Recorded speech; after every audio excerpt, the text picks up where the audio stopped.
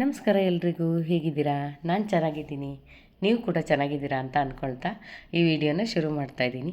ಇವತ್ತು ಏನಪ್ಪ ವಿಶೇಷ ಪಲ್ಯ ಅಂತಂದರೆ, ನುಗ್ಗೆ ಸೊಪ್ಪು ಮತ್ತು ಹೆಸರು ಕಾಳನ್ನು ಬಳಸಿ ಹೇಗೆ ಪಲ್ಯ ಮಾಡೋದು ಅಂತ ತೋರಿಸ್ತಿದ್ದೀನಿ.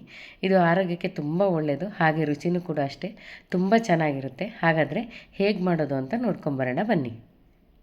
ಇದಕ್ಕೆ ಮೊದಲು ಒಗ್ಗರಣೆಗೆ ಏನೇನು ಬೇಕು ಅಂತ ನೋಡ್ಕೊಳ್ಳೋಣ. ನಾನಿಲ್ಲಿ ನುಗ್ಗೆ ಸೊಪ್ಪನ್ನು ಚೆನ್ನಾಗಿ ಬಿಡಿಸ್ಬಿಟ್ಟು ತೊಳೆದಿಟ್ಕೊಂಡಿದ್ದೀನಿ. ಇದನ್ನು ನೀಟಾಗಿ ಒಂದೆರಡು ಸಲ ತೊಳೆದಿಡಬೇಕು. ಆಮೇಲೆ ಒಗ್ಗರಣೆಗೋಸ್ಕರ ಈರುಳ್ಳಿ ಬೇಕಲ್ವ, ಅದಕ್ಕೆ ಒಂದು ಈರುಳ್ಳಿನ ಈ ರೀತಿಯಾಗಿ ಚಿಕ್ಕದಾಗಿ ಹೆಚ್ಕೊಂಡಿದ್ದೀನಿ. ಹಾಗೆ ಜೊತೆಗೆ ಹಸಿಮೆಣಸಿನ್ಕಾಯಿ ಕೂಡ ನಿಮಗೆ ಖಾರಕ್ಕೆ ಅನುಗುಣವಾಗಿ ಹಾಕ್ಬೋದು. ಹಸಿಮೆಣಸಿನ್ಕಾಯಿ ಅಥವಾ ಒಣಮೆಣಸಿನ್ಕಾಯಿ ಕೂಡ ಹಾಕ್ಬೋದು, ಅಡ್ಡಿ ಏನಿಲ್ಲ. ಅದ್ರ ಜೊತೆ ನಾನು ಹೆಸರು ಕಾಳನ್ನು ಬೇಯಿಸಿಟ್ಕೊಂಡಿದ್ದೀನಿ. ಯಾಕೆಂದರೆ ಸೊಪ್ಪು ಜೊತೆ ಬೇಯಿಸುವಾಗ ಲೇಟ್ ಆಗುತ್ತೆ, ಸೊಪ್ಪು ತುಂಬ ಬೆಂದೋಗುತ್ತೆ, ಹೆಸರು ಕಾಳು ಬೆಂದಿರಲ್ಲ. ಅದಕ್ಕೋಸ್ಕರ ಬೇಯಿಸಿಟ್ಕೊಂಡಿದ್ದೀನಿ. ಈಗ ಇದನ್ನೆಲ್ಲ ಸೇರಿಸಿ ಒಗ್ಗರಣೆ ಹಾಕ್ಕೊಳ್ತೀನಿ. ಒಗ್ಗರಣೆಗೆ ಮೊದಲು ಒಂದು ಬಾಣಲೆಗೆ 2 ಚಮಚದಷ್ಟು ಎಣ್ಣೆನ ಹಾಕಿ ಕಾಯಕ್ಕಿಟ್ಕೊಳ್ತೀನಿ. ಈ ರೀತಿಯಾಗಿ ಚೆನ್ನಾಗಿ ಕಾಯಬೇಕು. ಕಾದಾದ್ರ ಮೇಲೆ ಈಗ 1/4 ಚಮಚದಷ್ಟು ಸಾಸಿವೆನ ಸೇರಿಸ್ಕೊಳ್ತಾ ಇದ್ದೀನಿ. ಸಾಸಿವೆ ಚಟಪಟ ಅಂತ ಸಿಡಿತಾ ಇದ್ದಂಗೆ ಈಗ ಮೆಣಸಿನ್ಕಾಯಿನ ಸೇರಿಸ್ಕೋಬೇಕು. ಇಲ್ಲಿ ಹಸಿಮೆಣಸಿನ್ಕಾಯಿ ಆದರೂ ಹಾಕೋಬೋದು, ನೀವು ಒಣಮೆಣಸಿನ್ಕಾಯಿ ಆದರೂ ಹಾಕೋಬೋದು, ಅಡ್ಡಿ ಏನಿಲ್ಲ. ಖಾರಕ್ಕೆ ನೋಡ್ಕೊಂಡು ಹಾಕ್ಕೊಳ್ಳಿ, ಜಾಸ್ತಿ ಹಾಕ್ಬಿಡಿ. ಮತ್ತು ಈಗ ಚೆನ್ನಾಗಿ ಬಾಡಿ ಆದಮೇಲೆ ಈರುಳ್ಳಿನ ಕೂಡ ನಾನು ಸೇರಿಸ್ಕೊಂಡು ಚೆನ್ನಾಗಿ 1-2 ನಿಮಿಷ ಹುರ್ಕೊಳ್ತೀನಿ. ಇದನ್ನು ತುಂಬ ಬೇಯಿಸ್ಕೋಬಾರ್ದು, ಈರುಳ್ಳಿನ ಹದವಾಗಿ 1-2 ನಿಮಿಷ ಹುರ್ಕೊಂಡ್ರೆ ಸಾಕಾಗುತ್ತೆ. ನೋಡಿ, ಇವಾಗ ಚೆನ್ನಾಗಿ ಹುರಿದಾಗಿದೆಯಲ್ಲ, ಇದಕ್ಕೆ ಈಗ ನುಗ್ಗೆ ಸೊಪ್ಪನ್ನು ಸೇರಿಸ್ಕೊಳ್ತಾ ಇದ್ದೀನಿ. ನುಗ್ಗೆ ಸೊಪ್ಪು ಸ್ವಲ್ಪ ಒಗ್ರಿರುತ್ತೆ ಕೆಲವೊಂದು ಸಲ, ಕೆಲವೊಂದು ಸೊಪ್ಪು ಒಗ್ರಿರೋದಿಲ್ಲ.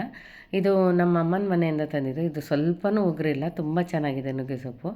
ಹಾಗೆ ಇದ್ರ ಜೊತೆಗೆ 1 ಚಿಟಿಕೆ ಆಗೋಷ್ಟು ಅರಿಶಿನವನ್ನು ಸೇರಿಸ್ಕೊಳ್ತಿದ್ದೀನಿ. ಹಾಗೆ 1/2 ಚಮಚದಷ್ಟು ಉಪ್ಪನ್ನು ಹಾಕ್ಕೊಳ್ತೀನಿ. ಉಪ್ಪನ್ನು ನೋಡಿಕೊಂಡು ಆಮೇಲೆ ಹಾಕ್ಬಿಡಿ, ಯಾಕೆಂದರೆ ಸೊಪ್ಪು ತುಂಬ ಕಡಿಮೆ ಕ್ವಾಂಟಿಟಿ ಆಗುತ್ತಲ್ಲ ಅದು ಬೆಂದ್ರ ಮೇಲೆ. ಅದಕ್ಕೋಸ್ಕರ ಉಪ್ಪು ಮೊದಲೇ ಜಾಸ್ತಿ ಹಾಕ್ಕೊಂಬಿಟ್ರೆ ಉಪ್ಪಾಗುತ್ತೆ ಪಲ್ಯ, ಅದಕ್ಕೋಸ್ಕರ ಮೊದಲೇ ಹಾಕ್ಕೋಬಾರ್ದು. ಆಮೇಲೆ ಬೇಕು ಅಂದರೆ ನೋಡ್ಕೊಂಡು ಹಾಕ್ಬೋದು. ಆಮೇಲೆ 5 ನಿಮಿಷ ಹೀಗೆ ಮುಚ್ಚಿಟ್ರೆ ಆಯಿತು. ನೋಡಿ, ಇವಾಗ 5 ನಿಮಿಷ ಆದಮೇಲೆ ತುಂಬ ಚೆನ್ನಾಗಿ ಬೆಂದಿದೆ. ಇಷ್ಟು ಬೆಂದರೆ ಸಾಕು. ನಾನಿಲ್ಲಿ ಬೇಯುವಾಗ ನೀರನ್ನು ಸೇರಿಸ್ಕೊಂಡಿಲ್ಲ, ಬರೀ ಸೊಪ್ಪನ್ನು ಹಾಕ್ಬಿಟ್ಟು ಬಾಡಿಸ್ಕೊಂಡ್ಬಿಟ್ಟಿದ್ದೆ. ಆನಂತರ ಇದಕ್ಕೆ ಈಗ ಬೆಂದಂಥ ಹೆಸರು ಕಾಳನ್ನು ಪೂರ್ತಿಯಾಗಿ ಸೇರಿಸ್ಕೊಳ್ತೀನಿ. ನಾನು ಇಲ್ಲಿ ಹೆಸರು ಕಾಳು ಬೇಯುವಾಗ ಉಪ್ಪನ್ನು ಹಾಕ್ಕೊಂಡಿಲ್ಲ, ಹಾಗೆ ಬೇಯಿಸ್ಕೊಂಡಿದ್ದೀನಿ. ಹೆಸರು ಕಾಳು ಮೊಳಕೆ ಬರೆಸಿ ಕೂಡ ಹಾಕ್ಕೋಬೋದು, ತುಂಬಾ ಚೆನ್ನಾಗಿರುತ್ತೆ.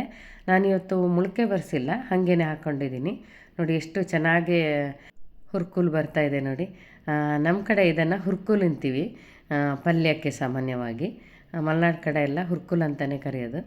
ಈಗ ಎಲ್ಲ ಆದ್ರ ಮೇಲೆ ಈಗ ನಾನು ಸ್ವಲ್ಪ ತೆಂಗಿನಕಾಯಿ ತುರಿನ ಹಾಕ್ಕೊಳ್ತಿದ್ದೀನಿ. ನಿಮ್ಗೆ ಇಷ್ಟ ಇದ್ದರೆ ಹಾಕ್ಕೊಳ್ಳಿ, ಇಲ್ಲ ಅಂದರೆ ಏನು ಅಡ್ಡಿ ಇಲ್ಲ. ನಮ್ಮ ಮಲೆನಾಡಲ್ಲಂತೂ ತೆಂಗಿನಕಾಯಿ ಎಲ್ಲ ಪಲ್ಯಕ್ಕೂ ಹುರ್ಕುಲ್ಗೂ ಮತ್ತು ಸಾರಿಗೆಲ್ಲ ಮುಂದೆ, ಹಾಗಾಗಿ ನಮಗೆ ತೆಂಗಿನಕಾಯಿ ಇಲ್ಲ ಅಂದರೆ ಅಡುಗೆ ನಡೆಯೋದೇ ಇಲ್ಲ ಅಂತ ಹೇಳ್ಬೋದು. ನೋಡಿದ್ರಲ್ಲ ಎಷ್ಟು ಸರಳವಾಗಿ ಮತ್ತು ರುಚಿಕರವಾದ ಒಂದು ಹುರ್ಕುಲ್ ರೆಡಿ ಆಯಿತು ಅಂತೇಳಿ. ಖಂಡಿತವಾಗ್ಲೂ ನಿಮಗೆ ಈ ರೆಸಿಪಿ ಇಷ್ಟ ಆಯಿತು ಅಂತ ಅಂದ್ಕೊಳ್ತೀನಿ. ಇಷ್ಟ ಆದರೆ ಖಂಡಿತವಾಗ್ಲೂ ನಿಮ್ಮ ಮನೇಲೂ ಮಾಡಿ ತಿನ್ನಿ.